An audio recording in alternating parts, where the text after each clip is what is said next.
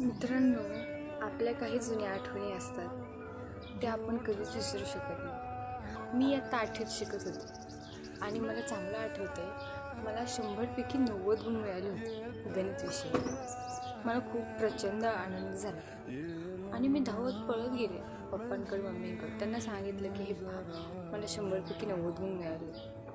त्या दोघांनी रिझल्ट पाहताच मला बेदम मारायला सुरुवात केली.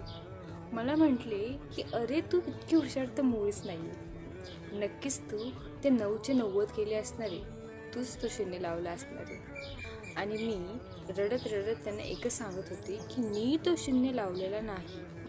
माझं अख्खं आयुष्य गेलं त्यांना सांगता की मी तो शून्य लावलेला नव्हता. मला त्यांना हे सांगायचं होतं की मी लावले होते तर ते 9. शब्दावाचून